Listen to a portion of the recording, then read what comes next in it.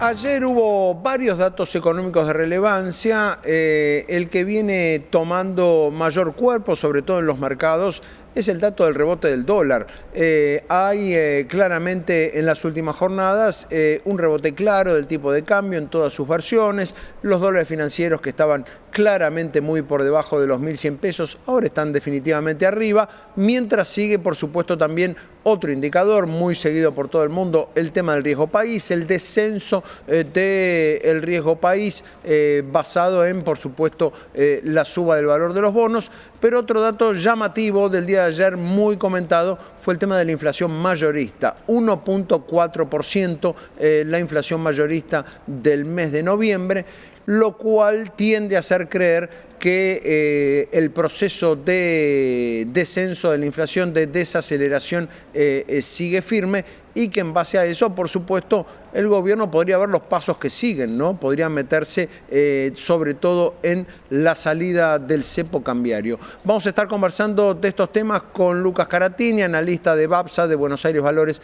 que ya está en línea con nosotros. ¿Qué tal, Lucas? Buen día, ¿cómo estás? Fernando, ¿cómo estás? Muy buenos días, un gusto como siempre estar acá conectado con vos. Bueno, vamos por parte. Hablemos primero de inflación. ¿Cómo hay que interpretar este dato de 1.4 de suba? Es decir, por debajo del crawling peg del 2% que ha tenido la inflación mayorista en noviembre. Bueno, efectivamente, te diría que va en complemento a lo que iba comentando el gobierno de sus próximos pasos a seguir. Obviamente que ahora con el tema de la turbulencia del real, por ejemplo, por ahí el gobierno quiere ser un poco más cuidadoso con lo que es la política monetaria y sobre todo cambiaria, pero muy probablemente veamos por un lado una baja de la tasa de interés y una desaceleración del ritmo del crowding peg, que obviamente te puede llevar a, por ejemplo, que aumente ligeramente lo que es la brecha cambiaria, ¿no? Que es algo que estuvimos viendo que sucedió en estos días. Nada para alarmarse, obviamente, porque genuinamente, por un lado, el Banco Central sigue comprando dólares en el MULC y en el margen sigue acumulando reservas también, pero bueno, obviamente esos factores te pueden llevar a una ligera volatilidad en lo que es la brecha cambiaria. El gobierno tiene todavía mucho poder de fuego, no nos olvidemos, está el Blend todavía, que es una oferta de 1.300 millones de dólares por mes al mercado, con lo cual tiene herramientas, digamos, para poder controlar y quitarle volatilidad a la cotización de la brecha. Bien, ahora nos metemos en esto del dólar, digo, desde el punto de vista del inversor. Resumiendo, digo, vos por ahí corregime los números, seguramente tendrás los números más finos en la cabeza, pero digo, en las últimas 4 jornadas el dólar subió en todas sus variantes entre un 7 y un 8%, con lo cual se comió la ganancia de los que hicieron carry trade en los últimos 2 meses o en 3 meses.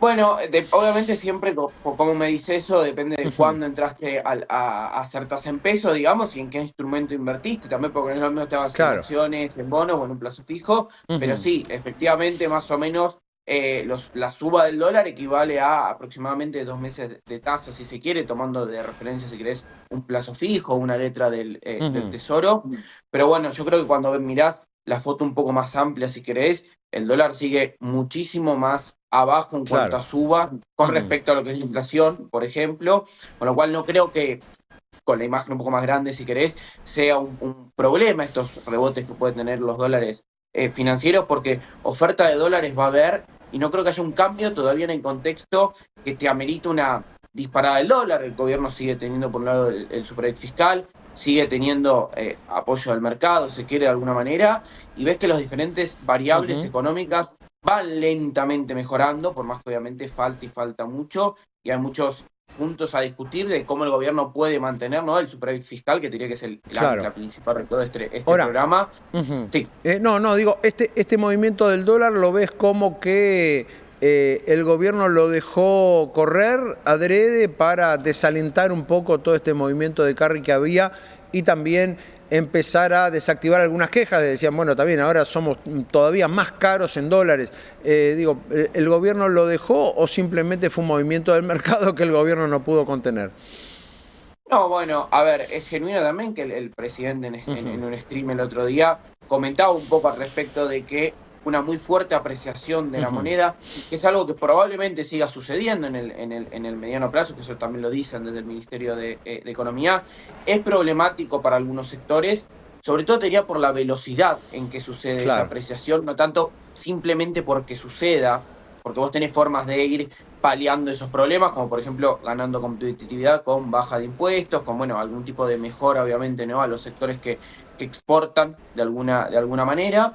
Pero no creo que realmente sea un problema porque también tiene que ver un poco con la estacionalidad. Si vos Ujú. querés que pueda haber un poco más de Ok. demanda de dólares del sector turismo, un poco menos oferta del agro Ujú. y los sectores exportadores, que en breve se debería empezar a revertir también con toda la cosecha fina que tiene Argentina, que con las lluvias va a estar ligeramente mejor de lo esperado. Con lo cual, cuando vos tomás todo eso, te diría que es una Ujú. volatilidad esperable dentro Sí. del contexto, dentro de una baja muy fuerte en lo que es el año del dólar, pero no veo una demanda de gente desesperada, si querés, por alguna manera, de dolarizar sus carteras, de dolarizar Ujú. sus pesos, que es algo por ahí veíamos en otro fin de año, con otros contextos en el país, ¿no? No, está claro que hay muchas más opciones. Ahora, ahí hay un punto interesante, ¿no? Porque digo, si el gobierno sigue adelante con este esquema y sigue adelante sin tener definiciones sobre el cepo cambiario, la expectativa de devaluación que hoy no existe, porque hoy, como vos decís, digamos, no hay gente desesperada por comprar dólares, digo, esa expectativa no puede empezar a gestarse, no puede empezar a construirse una sensación de decir, bueno, en algún momento, esto se sigue demorando, en algún momento cuando se salga del cepo, el dólar va a saltar. Digo, ¿no hay un riesgo de que pase eso? Bueno, de hecho, vos fijate que la brecha, si querés de alguna manera, ¿qué es lo que está detrás de la brecha cambiaria? Ujú. Es eso, es la Claro. expectativa más real, más genuina, porque son los dólares que incluso teniendo los cepos son los más libres, que vos tenés más Ujú. libre acceso, y que es más resultado de la oferta y la demanda, si querés, de los privados, más allá de la intervención que pueda o no hacer el gobierno vía el Banco Central con Ujú. bonos, ¿no? Por ejemplo, con lo cual vos hoy que tenés una expectativa muy baja, probablemente si salieses del cepo, dólar oficial iría automáticamente a converger a lo que es el dólar financiero, que es lo que suele pasar, que es lo que le pasó a Macri, por ejemplo, en su momento también, con lo cual tenés que seguir el nivel de brecha.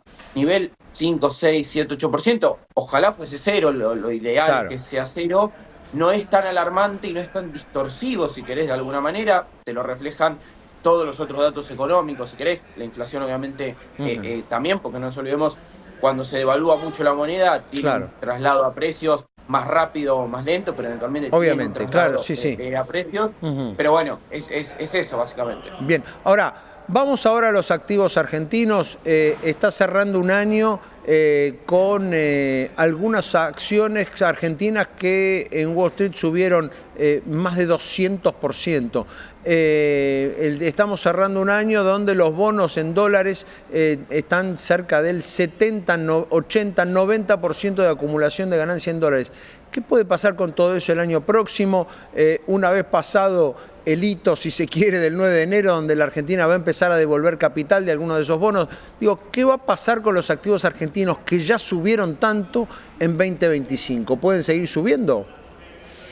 Bueno, a ver, obviamente, pensando también si querés no tanto en un inversor de corto plazo, en uno más de mediano plazo, la expectativa por un lado para los bonos es muy buena, muy probablemente si el gobierno sigue mostrando solvencia para pagar, no nos olvidemos todo lo que es referido a la deuda de enero, está todo ya garantizado porque el gobierno tiene los dólares, se está despejando bastante el panorama de lo que puede pasar a mediados de año porque no se ve que el gobierno no tenga el Ujú. flujo de dólares necesario para pagar y muy probablemente tenga un apoyo del mercado porque se ve en las empresas privadas la oferta que hay de parte de los inversores para financiar cosas relacionadas a la Argentina, porque las empresas en definitiva no son el Estado, pero tienen riesgo de lo que suceda en la Argentina, con lo cual el gobierno si sigue en este camino muy probablemente tenga financiamiento, con lo cual te diría los bonos pueden tener un pequeño recorrido alcista más Ujú. con una compresión de riesgo país. Obviamente la apuesta más fuerte ya sucedió, ya pasó, digamos todo, o sea, tiene otro tipo de riesgo hoy comprar un bono argentino,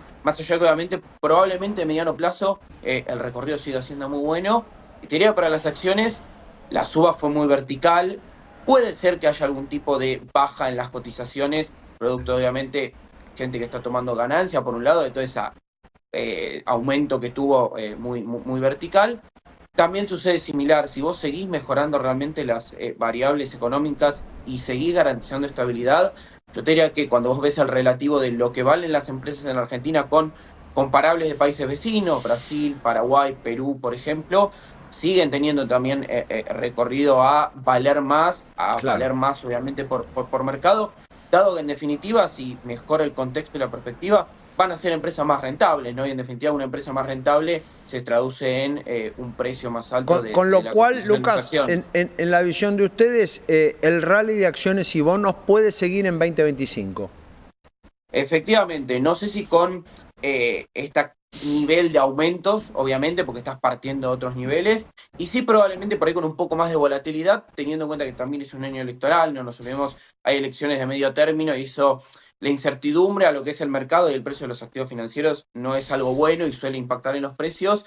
Efectivamente, si se sigue estabilizando la macroeconomía y además tenés un buen resultado electoral del oficialismo más lo que es la oposición dialoguista, por fuera o por dentro del gobierno, te diría que probablemente sigamos viendo una mejora en el precio de los activos argentinos de mediano plazo.